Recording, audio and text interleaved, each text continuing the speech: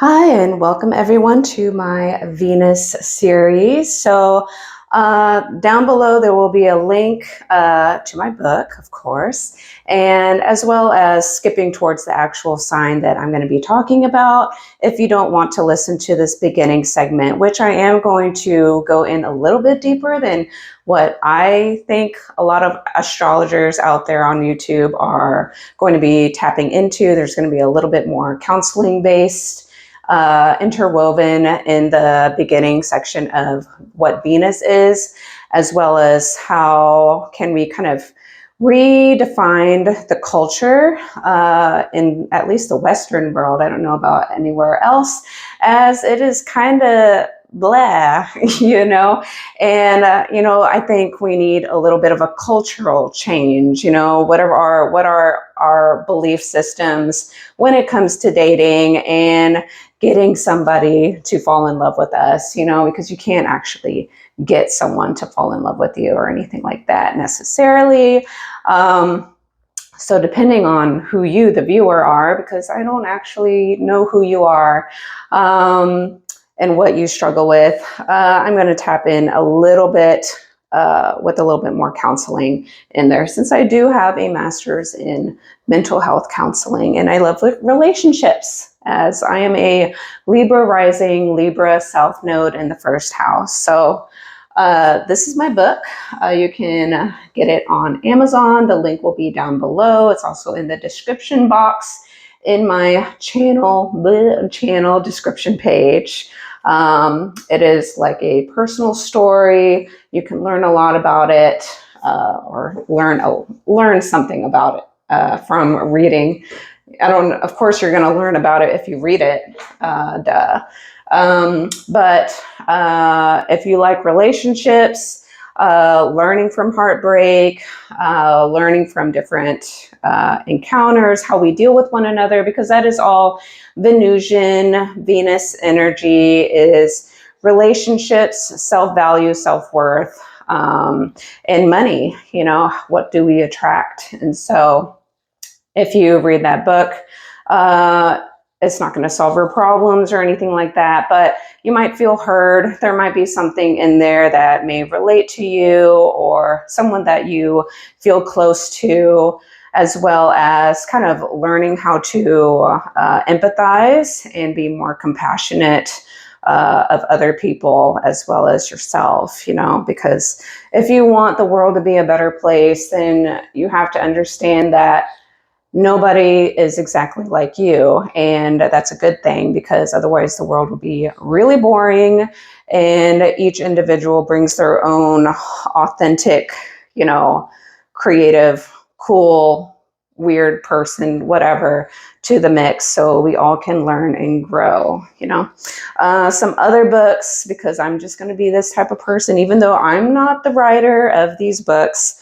But if you haven't already heard of or read these books before, these can be things that you can learn from if you're struggling in relationships, or just, you're on a self-help journey, self-improvement journey, self-awareness journey. If you've just kind of started and astrology was just appealing to you, that is one way of doing it.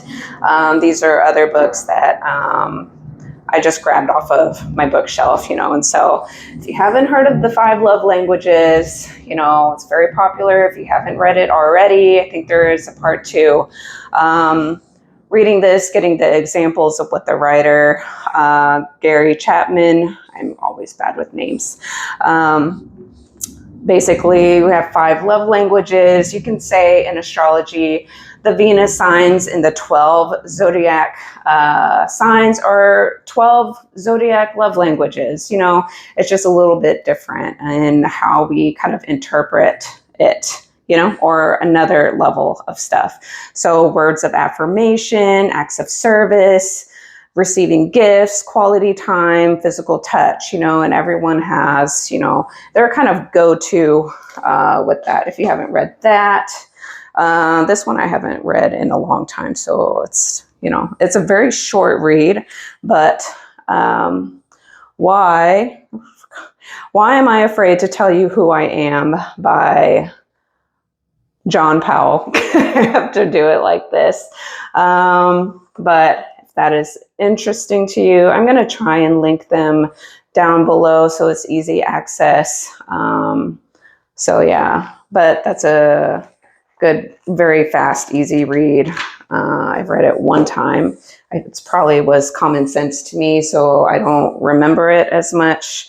This was one of the first books I was suggested from somebody during my terrible relationship, which is in here. The biggest lesson of my entire life was that relationship that really woke me up to what the hell I was doing also. Even though I wasn't doing anything necessarily bad or wrong, I was self-defeating in an unconscious sense, and so realizing, maybe you'll figure this out during the bubble time of your first Saturn return, which that was happening to me, as well as the Pluto in Capricorn transit, which I have a stellium in Capricorn in my 4th house. It's a very emotional house of emotions and family trauma. The foundations of childhood is in the 4th house. So it made me really unravel, and all this stuff kind of brought up to the surface. So maybe, in a creative way of how I wrote the book through stories, maybe you can come up, or certain things will light up in your head, if you read it. Someone had suggested this book to me, Get Out of Your Own Way, which for me, it made me realize 70% of this book was my partner at the time, not necessarily me. And it was making me very angry and got me in my critical Virgo in 12th house mode of criticizing and trying to get somebody else to fit what I wanted, which you can't do. You can't do it. You can't force anyone who's not ready to fit in your mold. You can't do it, even though you have an ideal picture of we're going to be the perfect couple, or we get along so well, or it just flows, but there's so much more to relationships than it just kind of just going with the flow and expecting it to work out in the long run. You can be attracted to each other in the beginning. It can be fun. You can busy yourself with all the entertainment stuff, which is, the dating, the Leo 5th house stuff. But at some point, someone, needs to be able to speak up and talk about some serious stuff, or be able to do that in the first place, early on. And that takes a lot of self-worth, self-knowing. Do you even know who in the world are you? Who are you? What you like, what you don't like, what can you tolerate, what can you not tolerate, what are deal breakers? Even if the person looks the way that you're attracted to, or has the perfect resume, has a job that is very secure, and they can take care of themselves, or they can take care of themselves and you, and you're like, oh, I need to be with this person. I'm going to morph myself in order to fit the mold of the person that I like, even though that is not authentic to myself. Later on down the road, if you are not authentic to yourself and what you truly wanted, even though you were disillusioned in the beginning by the romance and the entertainment and what could be, you might end up feeling kind of sad and lonely, or this is not what I want. And then, you run into problems, or things get more complicated after you already get married or you have kids, and it's a lot harder, So changing the culture of, how we approach relationships and making that more of a popular norm. That's the cool thing to do. That is just what people they tend to do that now, instead of the old way, swiping 1 million times on a dating app and kind of looking down the resume list and their little picture and saying, no, yes, so quickly, and overriding so many other things, you know, can really make you miss out on really good relationships. You know, or not even trying. And then we all become more separate and more alone and more victim mentality and blah, blah, blah. So I wrote down, you know, a bunch of stuff about what Venus kind of rules, because I tend to kind of go all over the place. Usually in past videos, I do that, or I blank out because I have Chiron and Gemini, and I'm always a work in progress with my Chiron and Saturn. And I have a playlist down below on my channel. If you click my name down below, you'll see a list of videos, shorts, playlists, lives, blah, blah, blah.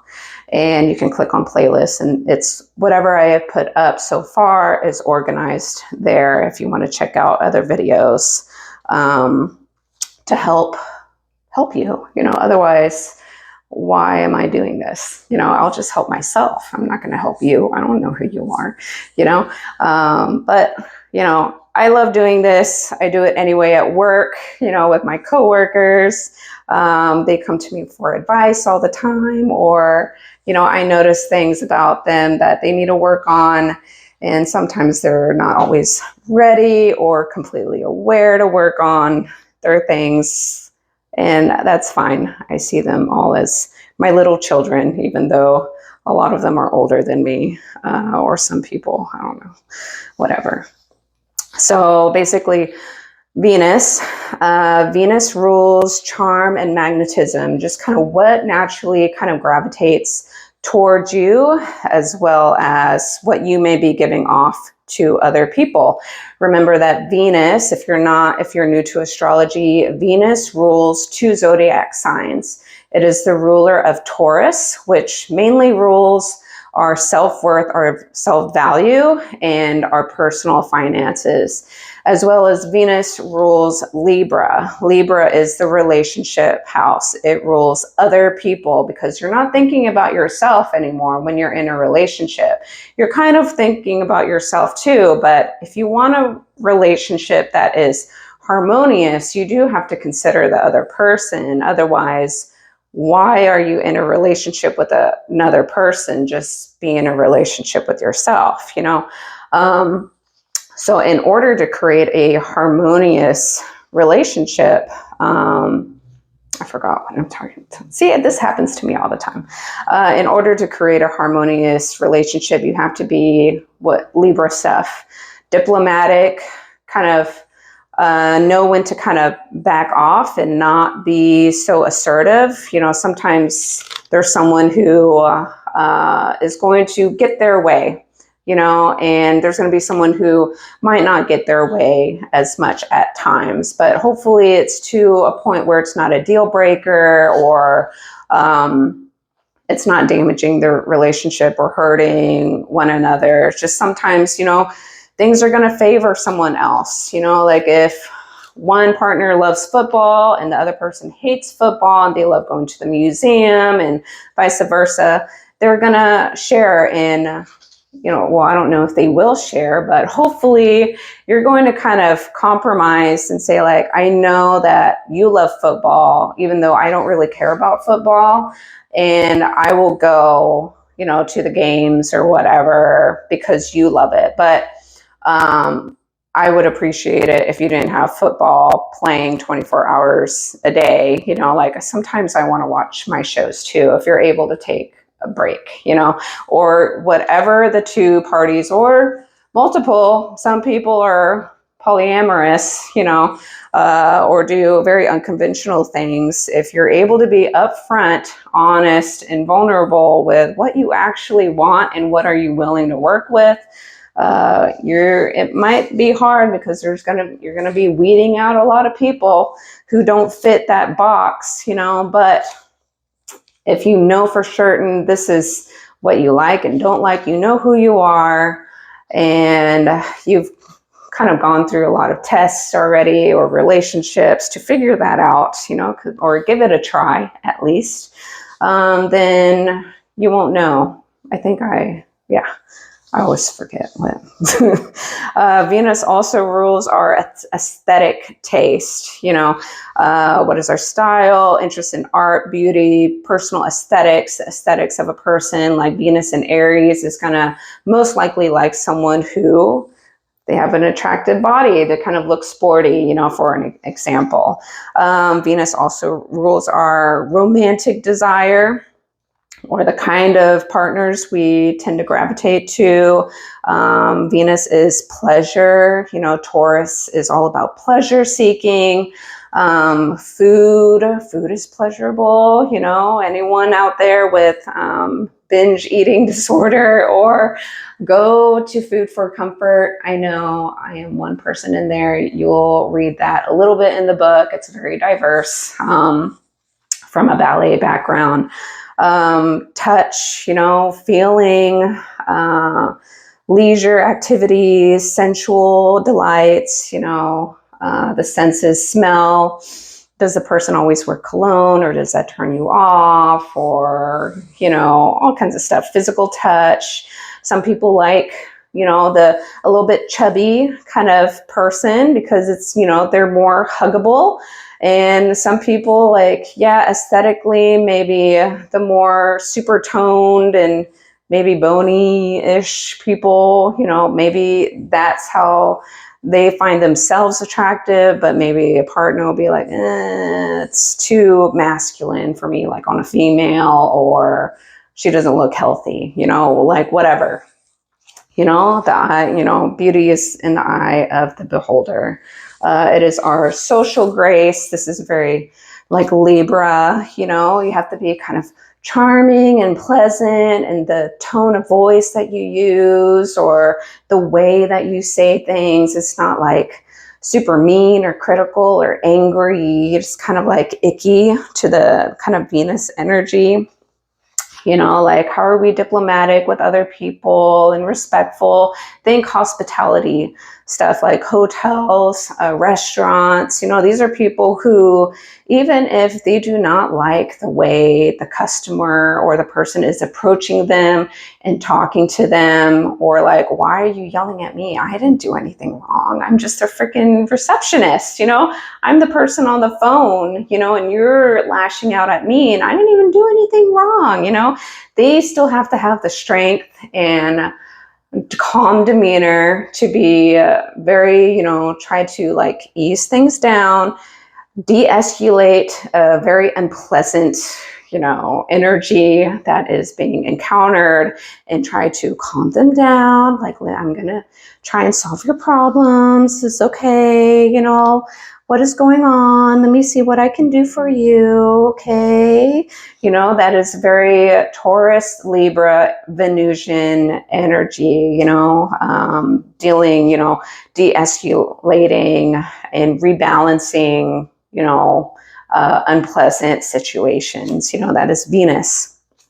Our Venus is also our affection style, our like physical wants and needs, as well as possibly ourselves, the verbal ways that we express, and how we show love, or how we want love to be received, as well as how we tend to give it.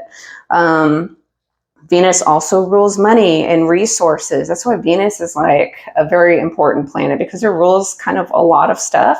In order to have nice things or go on nice dates and have, cashmere sweaters and cologne and perfume and cute outfits to look a certain way, or makeup, and be able to afford a haircut and all this stuff, like you usually have to have money, and in our society, we kind of revolve around currency, even though at the end of the day, if money didn't exist, the main things we need to kind of look out for is water, food, shelter, medication, and possibly armory or like self-defense things. If the world is still a crazy cuckoo bird of people who don't know how to live harmoniously with each other, then you're going to need that.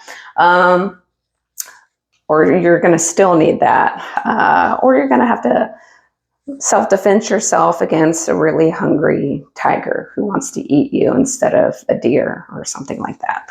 So yeah. So Venus is also like how we attract money and resources from other people, as well as our spending habits, how we tend to spend money on things, or are you an impulse shopper, wants and needs. When I hear from people who are like, oh, I need this.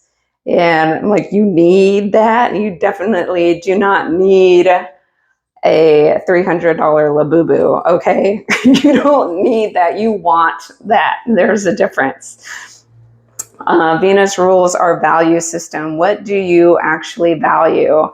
And when people, get into, I don't think people get into discussions about this, but you can get into a debate about what is actually valuable, what is valuable to you, because that is going to be different for people. So those are things that you have to dig into when you are exploring somebody new, as well as, are they being honest? Do they actually do what they say?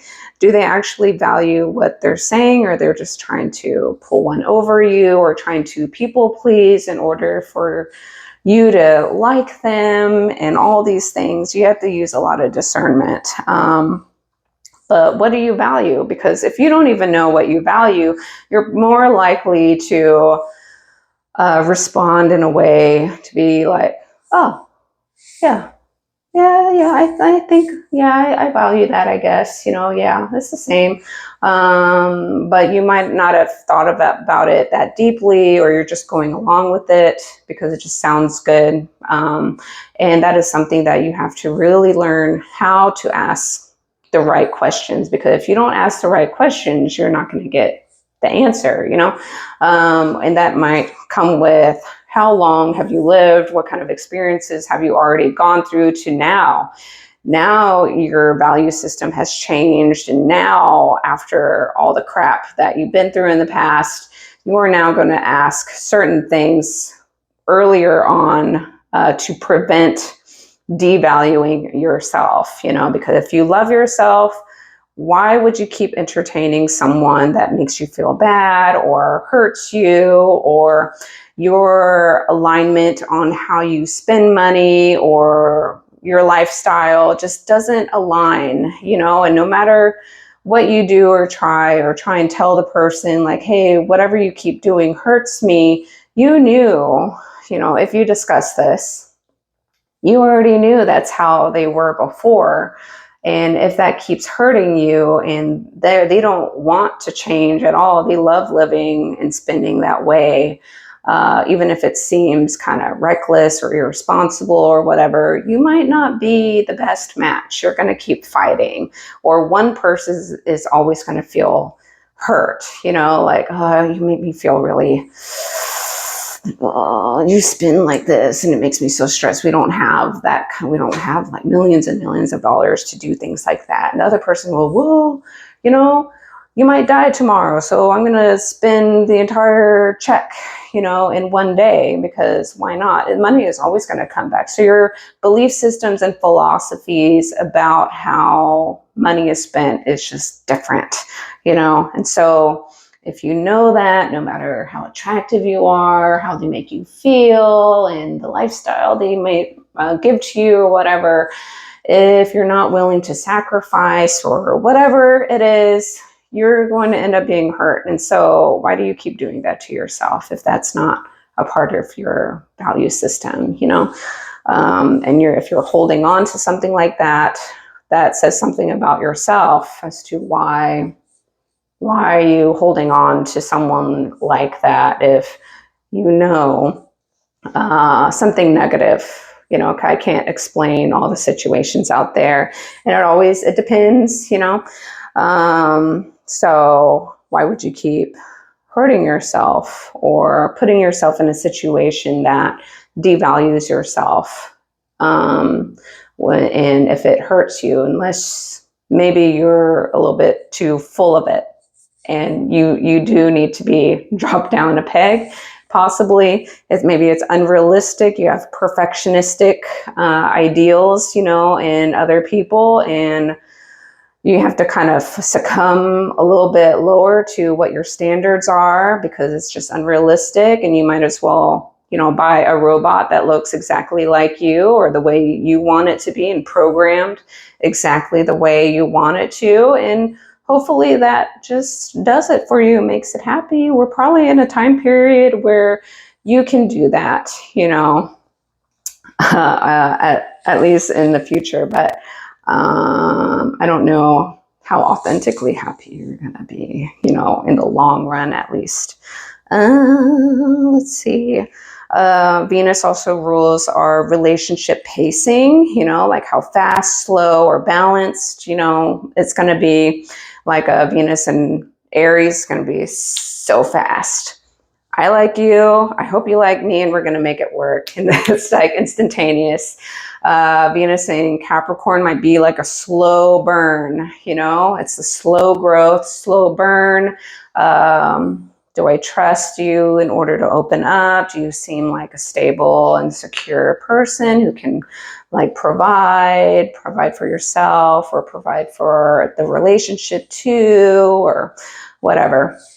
They're going to play out a little bit differently. Romantic ideals like fairy tale, like Pisces, or very pragmatic, like a Virgo. Artistic expression is Venus. Our magnetism for love and wealth. Our collaborative energy, because Libra is collaboration with another person who is not yourself. How do you do that? Your seduction style, like a Venus in Scorpio is going to be very deep, almost like intrusive, like wants to get into your psychological psyche, which, you know, maybe like a Venus in Leo or someone who has a 10 of Leo might be like, this is too much. We need to stay on the surface. We don't go to that uncomfortable depths of my childhood trauma, and I just don't want to go there. It is crazy. I want to avoid it. And Venus in Scorpio is like, I want to know everything about you and the skeletons in your closet. And why are you the way that you are? And that can be very uncomfortable to people. Like, whoa, like who invited you to do that to me? Venus in Scorpio people might attract like sexual encounters, and like they didn't like, do I have an invisible sign around my neck saying my body is for you? I don't want you to be around, go away, you know? So that is also like what are we attracting, you know? Or Venus in Scorpio, I'm using Venus in Scorpio because I have Venus in Scorpio. It may attract mental health disordered people, you know? And you're like, what? God, why do I like these messed up people? You know? And so learning how to discern what kind of messed up people can you know, handle in a healthy way that doesn't make you go down in a negative spiral. You can read that in my book, you know, through my psychosis experience. So, Venus is also your self-worth, self-love. Do you love yourself? Why would you do that to yourself if you loved yourself? You know, there's like a basic question you can ask. It's the cultural influences, because like in different cultures, there's certain ways that we may learn to express love and respect. Things that you do and don't do, because that's just part of the culture of what, you know, creates harmony. And so in certain cultures, like, you know, westernized cultures might need to learn a little bit more from really old, very rich cultures that have been around for a really long time, and try and implement the practices that may work for them. Maybe it'll work for you, maybe not, but something to look into, I guess. That's why international travel has benefits if you're able to branch off into, a culture that is really, really not yours, whatever you're willing or able to do. Venus is like our relational wounds, you know, like how we interact with each other, because we don't always have the same Venus. Within your age group, you're probably going to have the same Venus sign as your peers. So you're going to mirror back, you know, that kind of Venus energy, or, you know, other aspects as well, like your North Node, South Node, your Saturn sits in there for a while, things like that. So you're going to have similarities in your little small age bubble or your generation. But when you branch out to people who are older and younger than you, their ways of showing and expressing love, or what they believe is attractive, is going to be different. So yeah, and then Venus is our love language, like affirmations, physical touch, gifts, acts of service, quality time. And Venus can be like a projection mirror, which all of us tend to be a projection of each other in our shadow self, our unconscious self. When people say, oh, I'm working on my shadow, that is no longer a shadow. You're conscious of what that is, so you can now work on it. Shadow is something that is like almost in the 12th house. The lights are off. It's not easily accessible. You're not aware of it. So if you're not aware of it, how can you consciously work on it? You know, it's unconscious. Okay. Kind of going off onto another segment. This intro is going to be really long. So Venus can be like the economics of love, you know, how we exchange energy, time, money, and attention in relationships. So maybe it starts off really good in the beginning, but over time, if you don't work on it, if you don't water the area that you want it to grow like a plant, you know, or nurturing like a cute little puppy. I'm about to get another puppy. So cute. If you don't, you know, nurture, you know, the relationship or whatever, it's going to die. You know, like the living plant, if you don't water it, it's going to freaking die. You know, you have to kind of always tend to it. And if you're not ready to do that, you know, you're still working on yourself, it might not be the best time to get into a serious relationship. And hopefully, if you want a non-serious relationship, that you communicate that to the other person, you know, because that's bad karma, okay? Venus is also like a boundary setter, because it's your value. It's like, I will not tolerate that, you know, and I'm going to communicate that to you when it feels hurtful, or you're overstepping, someone's overstepping, almost like sexual harassment or rape or anything like that. That like, no, you're not allowed to do that. I don't trust you. I don't know you. Well, you don't just have access to me because you bought me a coffee and now you get access to my body. Does that value add up? That doesn't make any sense, right? But there are people out there who is like, well, I bought you a meal, so, you know, you should put out. You're like, no, you know, so no matter what the belief systems are, there are boundaries, you know, and some people don't know how to communicate their boundaries firmly. And there are people who do not listen and hear the other person when they're speaking their boundaries. You know, they're like, oh no, they didn't mean it like that. They're just playing hard to get, you know, and that's when things get really complicated, blurry, toxic, and you're diving into a really bad situation for all parties. Venus also shows how we feel desired, you know, because everybody, some people will love it if you give gifts and being spoiled, and some people will be like, I really don't care, you know, like it's just a lot of stuff, and they don't care about material stuff. They care about quality time and learning from each other or doing other types of things.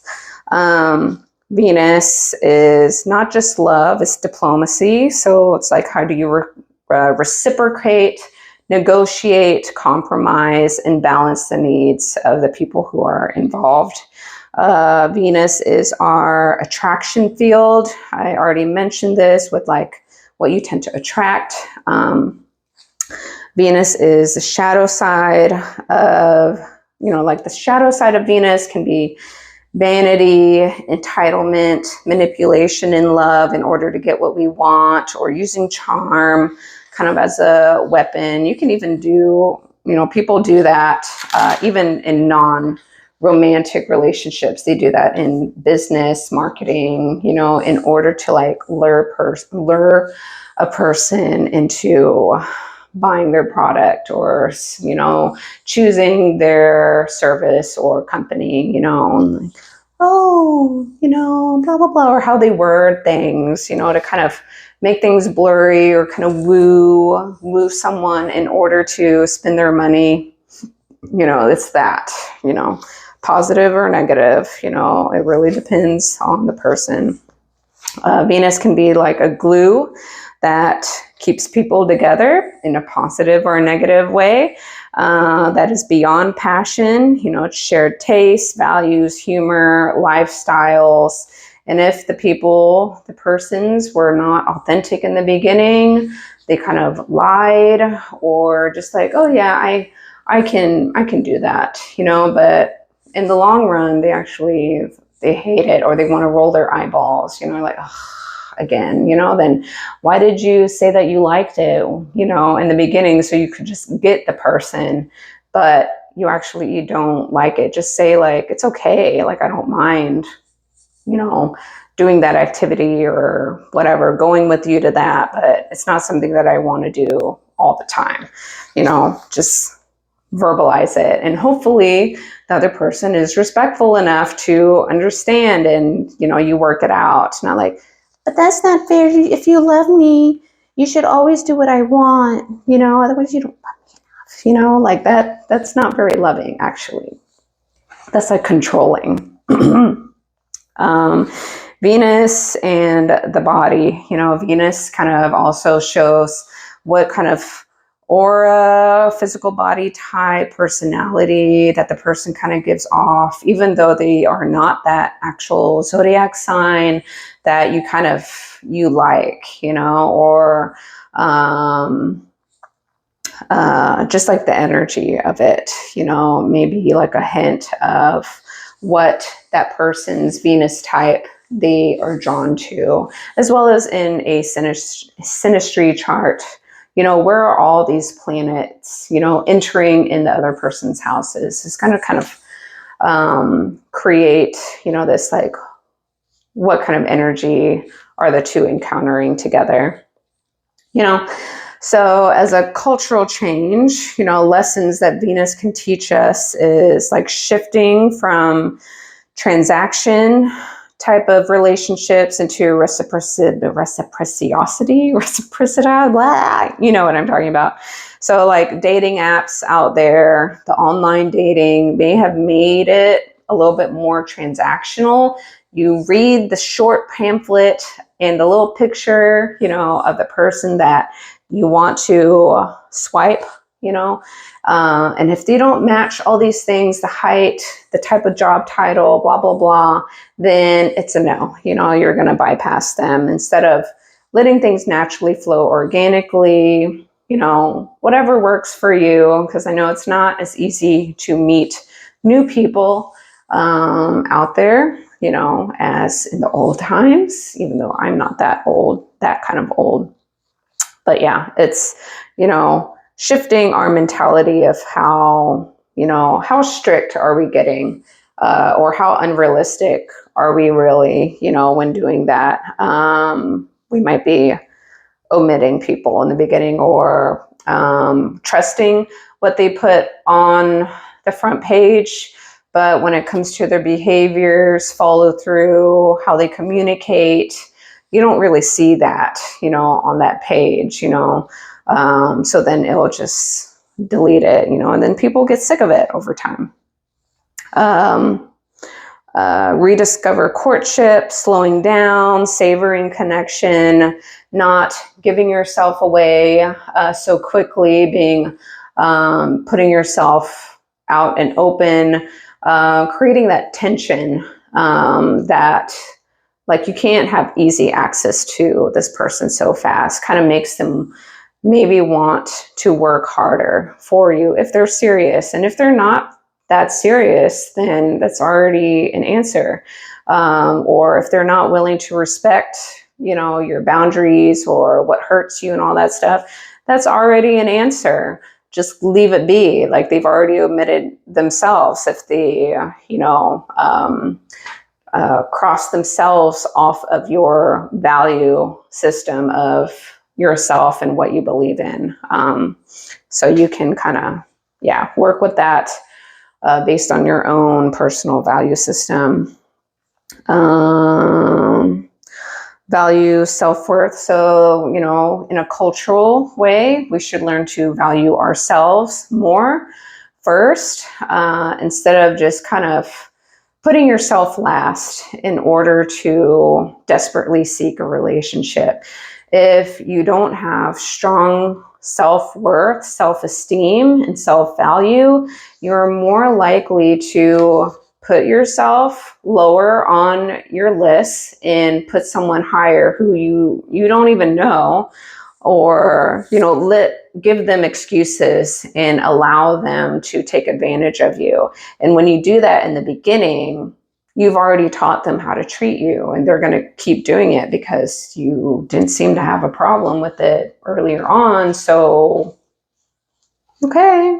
So, learning to value yourself first, really knowing what hurts you, what you really don't mind, and that is being connected with yourself, your feelings, your emotions, because you can't really say what hurts one person hurts another, and being like a free-spirited floater that changes partners every day, be like, really doesn't bother me. Like if they feel a connection, they're just going to go with it. And when the connection kind of fades and it dies, then they don't have a strong emotional attachment and they can move on. It doesn't hurt them. But to the receiver, that can be extremely painful and hurtful, and they don't operate that way. They, are devoted to one person.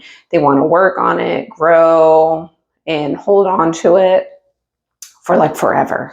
And being left out in the cold, ghosted, stonewalled, gaslighted, whatever the vocabulary word that's not nice is thrown in there, that can really devastate that person. So communication in the beginning and being realistic with how you approach this in the beginning is preventing unnecessary heartbreak earlier rather than later, when you're emotionally attached, especially females who get more emotionally attached faster.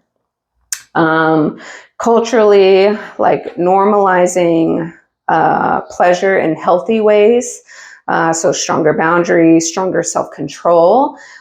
If you're a male, practicing celibacy or self-control actually makes you a better performer in the bedroom, just so you know, because you were able to hold yourself for a longer period of time, so you can make the bedroom pleasures longer instead of, oh, I'm done. That lasted like 2 minutes, 5 minutes, and your female partner, if you are, what is the word? Male and female partnered up, she's gonna be like, what? That's it?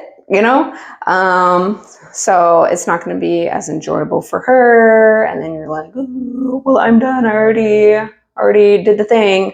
So when you practice self-control and you're not watching porn all the time, stimulating yourself in that way. You're learning self-control. You can go out in society and being around a lot of really attractive people, and you can still control yourself. Then you're able to perform even better for your real lover, who's going to devote their whole life to you and actually make your life better, instead of running away from them or seeking attention and validation from other people, who is not that person. And then the relationship starts going down. And it's like, well, what happened? You were lovey-dovey with each other in the beginning. What happened? You no longer worked on it. That's what happened. You abandoned the relationship, and then you created distance and a toxic relationship and hurt. And now this, if we were talking about women, you cheated on her or whatever, of course she's gonna now go off and heal, become more of an independent woman, go buy a house on her own, go do all these things, on her own. That's why we see this cultural shift of very empowered women who can do everything. So it makes men feel like, well, what am I good for now?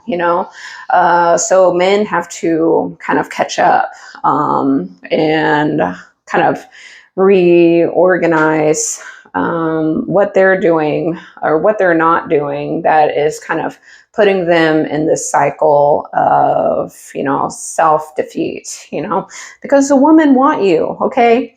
They want a protector and they want a provider, At the end of the day, I believe that women do want a provider. They want to provide for themselves, probably out of safety, because if the man ends up abandoning them and they're left with the kid or whatever, and they have to really rely on the baby daddy for child support, and they start doing all kinds of manipulative stuff to avoid paying child support, the woman, she has to keep feeding the kids, or she wants to take care of herself and stuff. And so you see a rise in independent women, and men just kind of plateauing, So there's this kind of, we need to reorganize the culture of how relationships work, and that will take time, but hopefully it can progress in a positive way.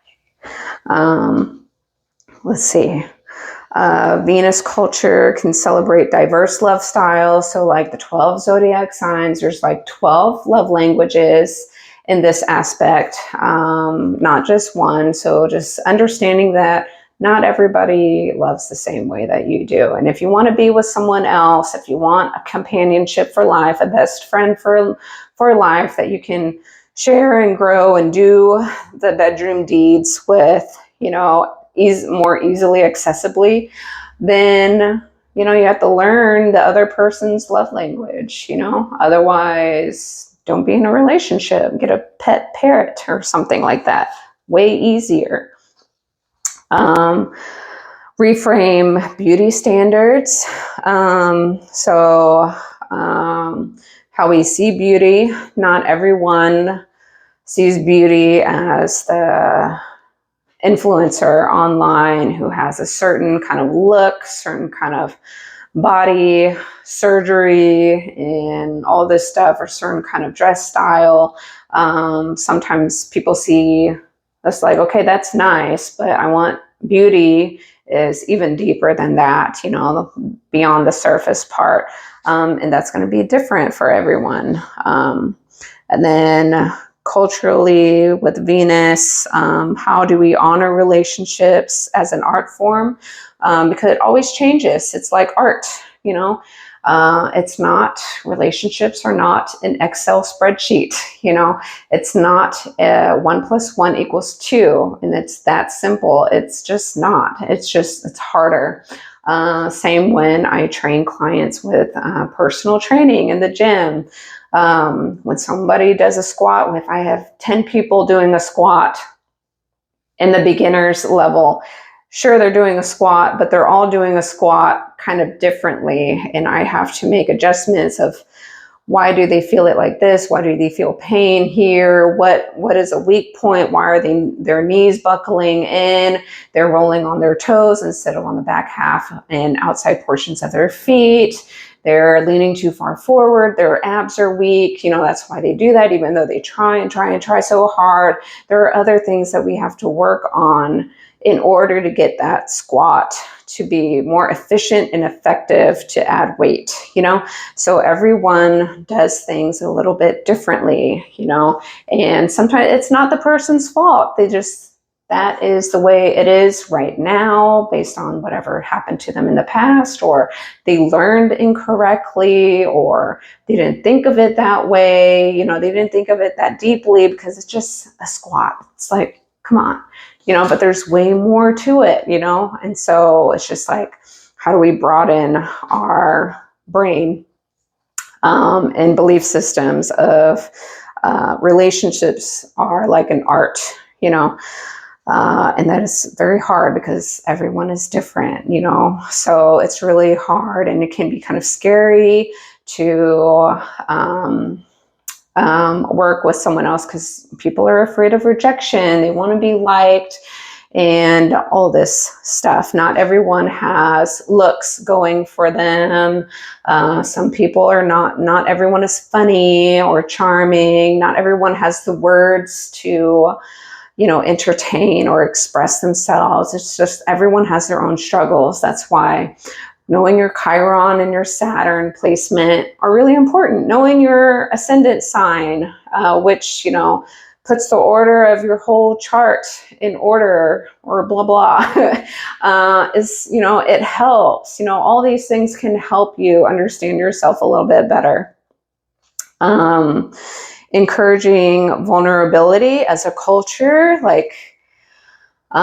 because if you're able to express yourself without the fear of rejection or being ridiculed, bullied, embarrassed, publicly humiliated, all this stuff, if you have the courage and bravery to learn to do that, even if it's like a little bit at a time, because it doesn't feel secure. It feels very nerve-wracking, and, you want to protect your ego of like, I'm the best, and I'm not going to show the negative sides of myself because I don't want this person that I like to know all the bad stuff about myself, because that will turn the person off, and yeah, that's valid, but if you're more authentic, you're going to receive a person who is going to understand and be more compassionate and work with you if that is what they're willing to do, or they'll also expose themselves and be like, you're a piece of shit, that's not what I want. And thank God you found that out in the beginning instead of later, and so like they're right now telling you how they behave, how emotionally stable they are, how they're going to treat you, or what their beliefs are. And if that makes you feel bad, makes you feel lower, that might not be the most supportive partner to get stuck with, at least not at this phase of life that you're in, because I don't know how old you are, and hopefully you grow and evolve. But if you have someone kind of putting you down like that all the time, making you feel like shit about yourself, you are less likely to grow, get better, and evolve with someone breathing fire down your neck, and depending how they do it, because sometimes you need, constructive criticism, which doesn't feel good, in order to grow. But if the person authentically cares about you, like the intentions are true and loving, and it's like, I'm saying that not to be mean to you, I'm saying it because I care. And I don't think you're quite aware of it, but you're doing this again, and if it's something that you want to work on, you're like, yeah, I do that. Like, do you want it to be better, or this is something you're not ready for right now? Like, you're not in the mood, the mindset, a lot of crap is happening in your life right now to add another thing of suckiness to your life, maybe it's not the right time, and that person is going to show you who they are in the beginning. And so, it can be like, oh, wow, like, I'm glad I opened up and expressed something vulnerable, because I wouldn't have known that this person is going to actually have my back, and help me as a person, like your growth partner for life, your best friend, your companion, someone that you can come home to when you don't trust the other people out there in the scary world. But this person is going to kind of understand, as long as you are also willing to work on the relationship and be honest. Are you actually going to work on your flaws and whatever? Because if you don't work on your part, if you keep making excuses over and over again, if you don't change the way that you're communicating to your partner that you want to change, and it keeps dragging on and on and on, that other person who is so supportive and patient for you, they're eventually going to leave you, because, it's starting to be a drag or become really draining. It's putting them down. It's making them change who they used to be, and they used to love themselves. And now you brought them lower, in order to match your level of self-esteem and self-worth, instead of you trying to rise up to their standard of self-worth and self-esteem, and being patient enough for you to get there. And they had to come down to kind of help you keep coming up, while they still maintain and hopefully still also grow. So it's like a dance or a balance of the two. And that's going to determine, is the relationship going to work in the long run or not? So, and no one can really, really determine that besides the two people in the relationship. Even if you go outside of the relationship to ask for advice, make sure you talk to the actual person that you're in the relationship, what's going on, not all these other people who have no idea what's really going on or how the other person feels in your relationship on how you need to approach the relationship. You need to just talk to the person you're in the relationship with, because that is just insane. Venus in a cultural change way, integrate money and love with awareness, because Venus rules money, and we know a lot of couples, they fight about money all the time. How do you spend money? When you make a big purchase, do you communicate and talk to each other about it? Or you're like, I'm the one who made the money, so I don't care about what you think or whatever. We're going to buy the couch like this, or we're going to decorate the house my way because that's the way I want it to be. That's not very loving. You have to coexist with someone else who has to also enjoy the environment. You have to come to an agreement. And what your value is on a house, if you are going to buy a house, what size, how big or small, is it realistic? Does that leave room for your lifestyle, travel, education, activities, entertainment, or are you going to be house broke?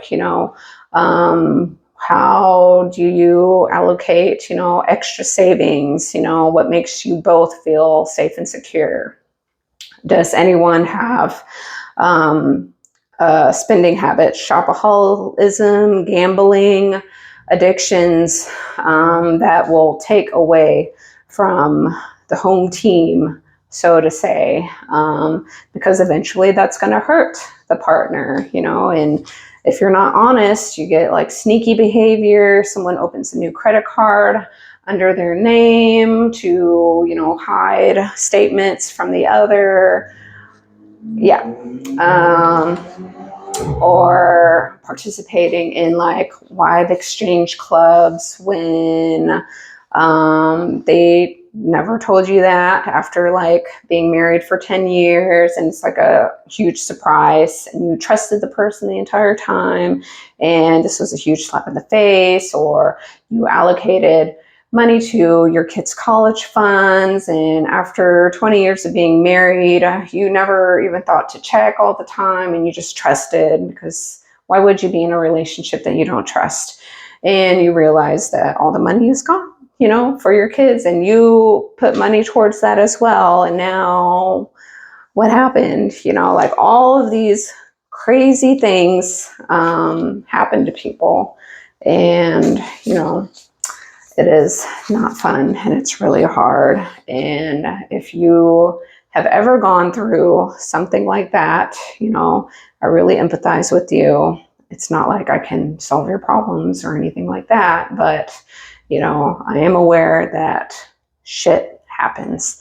So that's why I like to promote a cultural change in how we approach relationships earlier on to prevent unnecessary torment, you know, later on, you know. And that is my 1 hour, oh my God, intro. So the next segment is to the zodiac signs, Venus and through the signs. So catch you later. My name is Natasha. Please like and subscribe if you find my videos, my very long videos, informative. Okay, bye. Okay, Venus in Aries, and this is Nemo. He is almost 8 weeks old, so I want to document him before he gets bigger. So like forever, you're gonna see him as 8 weeks old in this video. He's my little Nemo boy.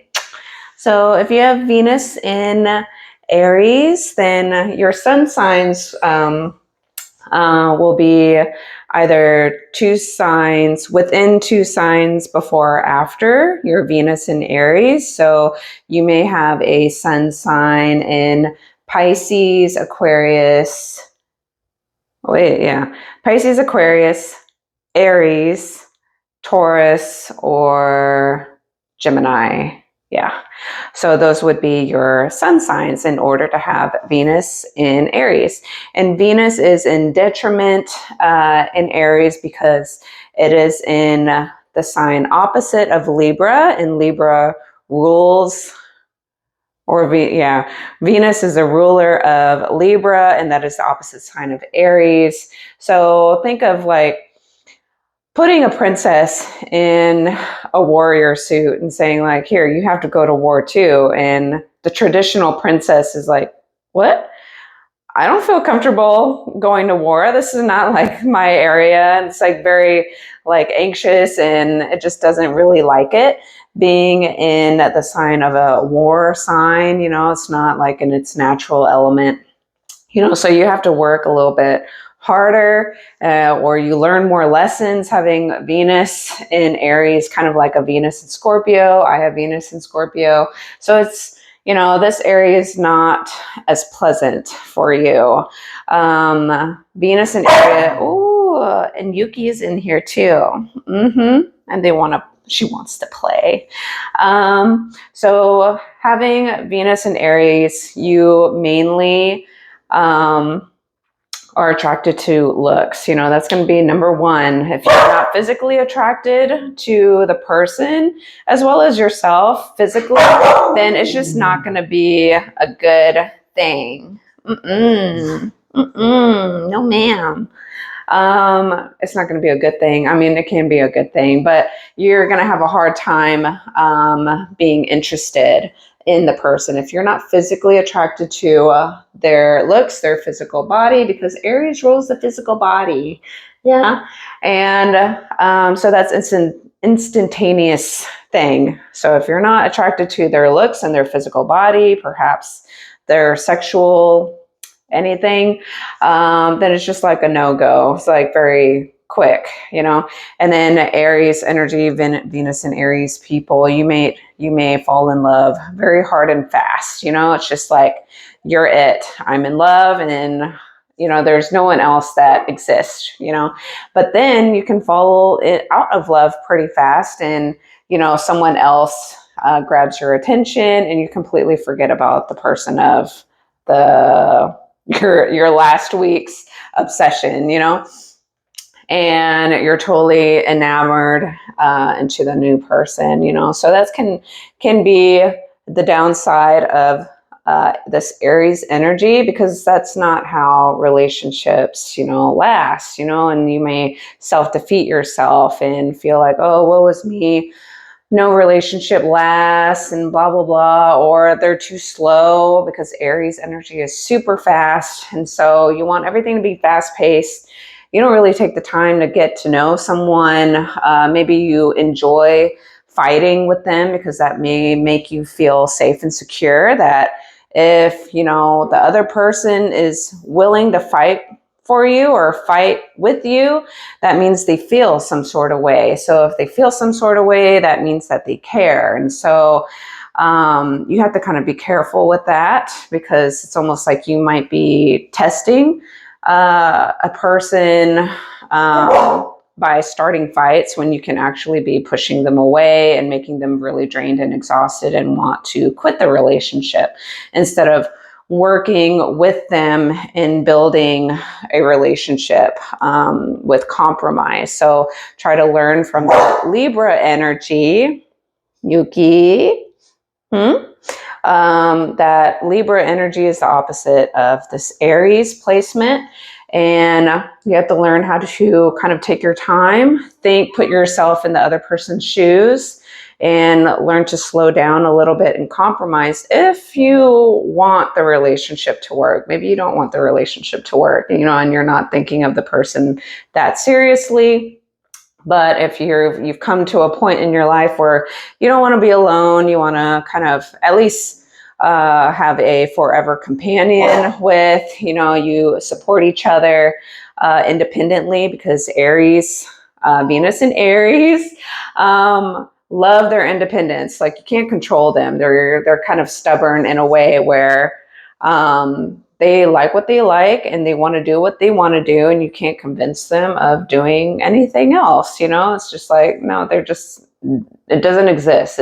There's no interest. So I can relate to this Venus and Aries archetype because I have Venus. My moon is in Venus and my moon is in Aries. Oh my God, I can't talk because I'm so distracted by this guy. So yeah, I can kind of understand this energy a little bit. You are going to be attracted to people who may be very masculine, even if they're feminine. They have this kind of dominant quality to them. They're very kind of boss-like or bossy, very usually fit, assertive, just say it like it is, a little bit more dominant as a female, more independent, not like clingy, codependent, or extremely passive, which can kind of conflict with yourself, because if you have this Venus and Aries energy, you portray this quality as well. And so it kind of may clash with each other, so you have to be able to find some kind of common ground in order to make it work, otherwise it's like putting two dominant dogs together. It's like, which one wants to be at the top? Who's going to be the alpha? Even if there's a female in the group, the female is, also trying to be kind of the alpha, even though she's supposed to be feminine. So it's really hard as a traditional feminine energy. Usually the feminine is more of a receiver and kind of passive. It's that Libra energy. It's like, they're not going to be number one. They're going to be number two. They're going to be in support of the dominant energy. But if you have any Aries planets or strong placements in the Aries arena there, you're going to have a little bit of kind of conflicting energies within yourself and with other people. But you have to look at the rest of your chart, because, I'm just talking about that kind of Aries energy. Venus and Aries, you know, so Venus is kind of like what you attract. So you may attract people who have this independent quality, all of this Aries energy. You attract people who are very direct, impulsive, quick. They know what they want. They know what they don't want. They fall in love really fast. They might bicker and start little fights just to kind of tease. It's kind of a little bit like as personal trainers, because I'm a personal trainer as my full-time job. Deep down inside, we kind of enjoy you to feel a little bit of pain because that's how you actually improve and grow. So it's kind of like this little, sense of like, yes, suffer a little bit, just 2 more reps. So like, yeah, but it's just like, it's doable. It's not like bad, but it's kind of like there's this kind of low key energy of anger or like enjoyment of war or fighting for something, having passion for something, pushing through pain, pushing through something uncomfortable, like a warrior, and so there's something kind of enjoyable about that quality. So you may attract people who exude this kind of energy, but then at the same time, you having Venus in Aries, you want that yourself. So you want a lot of attention. So Aries energy is about me, considering myself first, and I'll think about other people last, like whatever to you. I have to think about myself. This is what I want. I don't really necessarily care about what you want. Or, you have to really slow down and take the time to think about other people's needs, because in any kind of relationship that is healthy and not toxic, and you're like, oh my God, I got trapped with a crazy sociopath or psychopath or narcissist or something who love bombed me and they ruined my life, but they gave me all this attention and blah, blah, blah. You have to kind of slow down a little bit and really get to know the person, because your natural energy is like a jet plane. You go so hard and fast, and it's just like you don't even know that you are, getting to know someone who has a lot of issues behind the scenes, because you want the honeymoon stage to last forever. Or, oh, my little Nemo. What?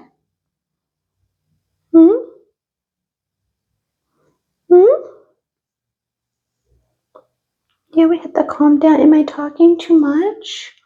Oh my God. Precious. So you have to kind of slow down a little bit. No, no, Nemo. So yeah, so you kind of within yourself, you really probably care about your looks, and you might like going to the gym or physical activity, hiking, whatever you enjoy the most. You have to kind of be on the go all the time, and so you attract these Aries qualities to you, because that is like Venus is where you attract. And also look at where Venus is placed in your birth chart. So check my playlist down below for your ascendant sign. So that's going to help you know where Aries is falling in your personal natal chart, as well as how things can be playing out in particular for you for your rising sign. If you do not have any duplications or intercepted houses, then things are going to be a little bit skewed for you. So also look at the Venus in the house placement, wherever that is for you. Sorry, I'm very distracted by my baby, but I really wanted him to be in the video because, Nemo is actually a Cancer, and he has a Scorpio moon. I don't know his rising sign, but yeah, you can fall in love really hard and fast, and you can be disinterested really fast too. So you always have to be engaged or be interested. Always kind of almost like chasing something, chasing after something, or be passionate about whatever it is that you need to keep moving towards, kind of like movement, you know? So you have to keep going, going, going, going, going. Aries doesn't like to slow down and stop. It's always kind of on the go. So that's kind of how you attract things to you, is this kind of fast-paced energy, as well as you are just naturally kind of like that. It kind of makes you feel like you're getting good, pleasant vibes or nice energy when you're always kind of into physical activity, or you're going at a fast pace, or you're trying to make money really fast. Like, how do you make money quickly? Because Venus is kind of a money sign too. It attracts wealth in order to have nice things. And so Aries doesn't want to take its time. It's not like a Capricorn, or kind of slow and like cautious, or like a Libra or Taurus. You know, it's kind of like, hey, let's take a big leap of faith, be bold and brave and courageous, you know, and ballsy.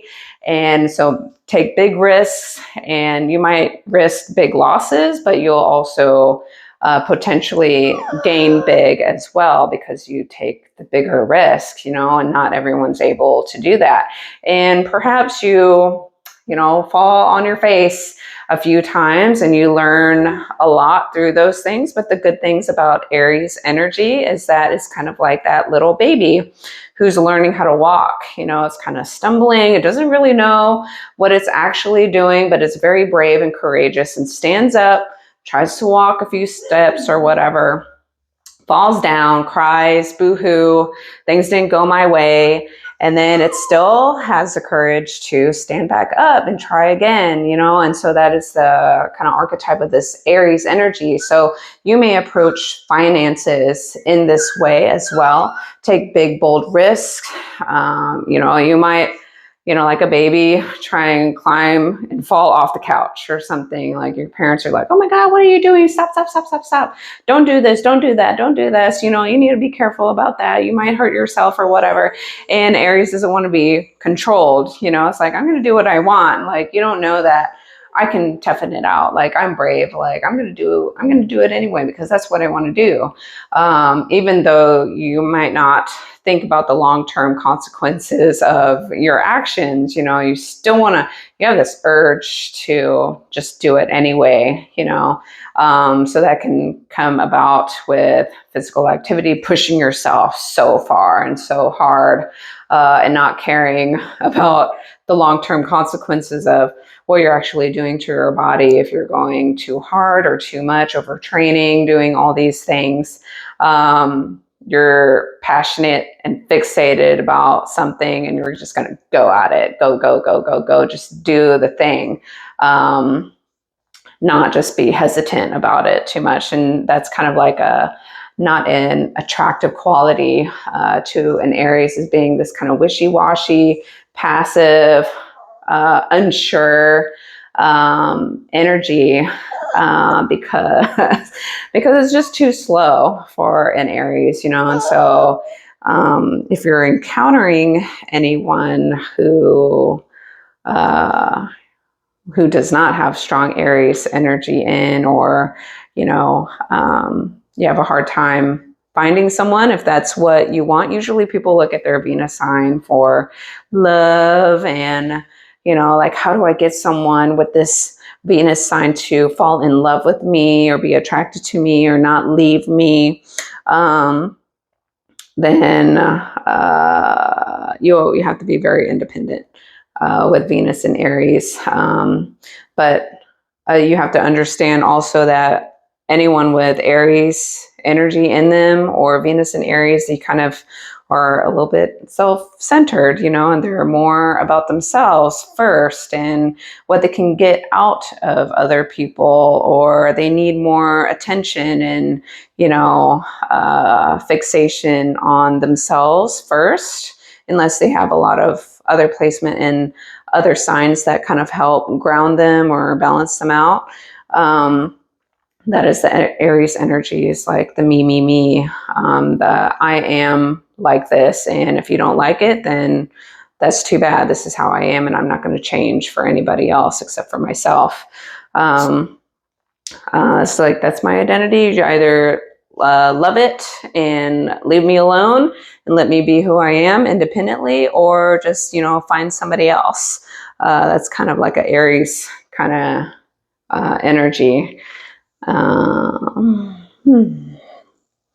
So, is that all that I want to? So y'all just, if you want to find, if you want to have a Venus and Aries person stay attracted to you, you have to be very independent, and probably give them attention, and you have to be very secure with yourself, to not be like, boo-hoo, they didn't give me any attention, and then you start fights, which maybe they enjoy the fighting and the makeup play. But if you're going to get your butt hurt all the time because they're not giving you any attention, and you have to give all of their attention, and you feel really drained by them all the time because you're not receiving the love that you need, it might not be the healthiest relationship for you until you kind of reach a point of interdependence and security, like feeling more secure within yourself to be just alone and good with yourself. It might be kind of challenging to be with someone who has Venus in Aries because they need that, or that's just how they are. It's going to be really hard. So yes. Nemo says hello. I think that's pretty much it. I know I was all over the place in this video, but if you have Venus in Aries, and you want to work on yourself, is this something that you find that you struggle with in relationships, and you don't know why, you think it's the other person all the time, or why don't they always give to you? And it's like, oh, they're not that interested or whatever. And then you quit kind of too early. One of the self-defeating behaviors could be like you quit too soon, like think of anything like a diet or a workout regimen. You're not going to get that dream body if in 2 weeks if you're obese. It's not realistic. That's not how you build and grow. That's not how it's done. It's not a quick fix, and it's going to be the same in relationships. You're working with someone who is not you, so if you want a healthy relationship, then you're going to have to take the time to really get to know the person. Otherwise, if you're falling in love so hard and fast, you hope to God that that person is not a cruel human being, or there's a higher potential that they may have codependency, or they have some deep psychological things that they haven't resolved within themselves, that they are mirroring to you. Like everyone is a mirror, and you want something fast, like you want love and attention, and probably so do they, and if you do it so quick and fast, you're going to miss a lot of steps that kind of create a secure foundation of how to create a long-lasting relationship. And then it's going to freaking hurt, unless you're okay with getting to know and enjoying a variety of people and purposely not getting too attached to anybody. Then that's one thing too. Ooh, let's not show your booty hole. We don't want to do that.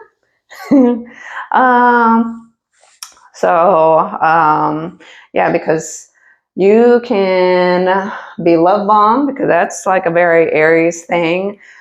go really hard, love bomb the person, blah, blah, blah, whether you are the one doing that or you love receiving all of that attention, like being the receiver of love bombing, because it makes you feel so loved deep down inside that, you know, you can fall trapped to a very toxic relationship. So that is something to really be aware of ahead of time.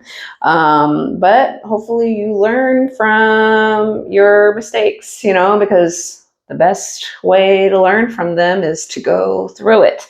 But hopefully it's not to such a detrimental relationship that some people get into, and it's like physical abuse and all kinds of stuff that makes it so much harder. You know, so we do not want that, right? Nemo says we do not want toxic relationships because they are not fun. It is not pleasant. And Venus energy wants pleasantness, okay? We want pleasant relationships. And Venus has a hard time learning about pleasant relationships in Aries and Scorpio, you know? And so we have to learn really hard lessons. Yeah? And hard lessons hurt really bad, you know? And so it's going to be okay, but, you know, we have to learn. Yeah? And learn to slow down, not go so fast, and take the time to put yourself in other people's shoes, you know, and what they have gone through and what they have learned and why they're acting or not acting the way that we want them to behave, because we want to be controlling. You know, I want what I want, so I want you to secretly do something or behave or whatever. You know, even though I don't tell you to do anything, I want you to do something because it's going to make me feel safe, you know, and that is something about yourself that you have to heal, you know. So trying to control other people or do weird manipulative things, playing games, mind games, ghosting, stonewalling, in and out behavior, whether you recognize that's what you're doing or not, or you're purposely doing that to try and get a certain reaction that you want, you can actually be attracting psychological problems, you know, instead, and repelling a healthy partner. So that is, you know, something to kind of reflect upon if you notice that that is a pattern for you, you know, because what you're doing and what you are not doing, you know, you are naturally attracting or repelling, you know. And so when you finally find, you know, someone that you actually want or enjoy, or you like all the things that are on their little piece of paper resume, there's only so many chances that you're going to get, because that person might be like, you know what, deal breaker, you know, like you need to grow up. That's just really too bad. You know, they might be that mature to be like, they recognize things within you, or you're too self-centered, or you're insecure. That's why you want so much attention, or you play all these games. You don't really know what you want. Maybe you're indecisive, or you love so much attention that you're talking to so many people, so you're never going to choose them anyway. And so they're going to put themselves first, you know, and that's usually something Aries likes, is like, you probably are attracted to people who put themselves first too, because that's like confidence and ambition. They're focused on their own thing and not trying to cling on to use other people in order to get ahead. So that may be an attractive quality. Female Venus and Aries women will not like feminine men, feminine passive men who like submit, you know, but usually very masculine type females who kind of need to control or, you know, be the boss and stuff, they tend to attract submissive partners, because other dominant men don't want necessarily a dominant female. So it's really hard for Venus and Aries females or females who have Aries in their chart, because it's kind of dominating, or kind of a little bit too masculine, and it's not this passive, feminine, nurturing energy like what a kind of very masculine energy would, I probably would rather have, I guess, you know, like as a passive female who just kind of clings on to that support system and, you know, supports them and do whatever. So if you're a man with Venus in Aries, it's kind of like you're attracted to these dominant women, instead of the kind of soft, passive, nurturing ones who just pay for everything, and I'll be at home and be your homemaker, and not be ambitious, or, you know, don't really want to work out. It's like very unpleasant. It's too masculine. You're going to have a hard time, you know, unless they just look really good.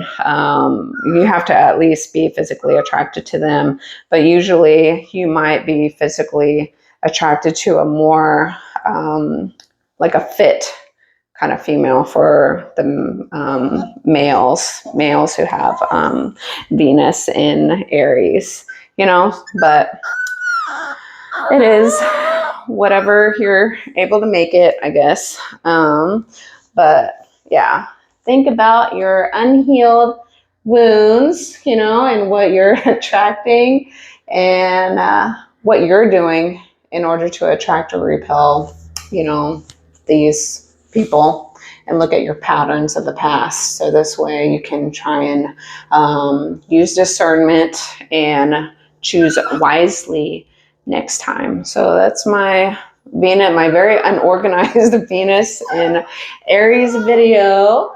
And Nemo is a very grumpy boy. He's like, you held me for 30 minutes.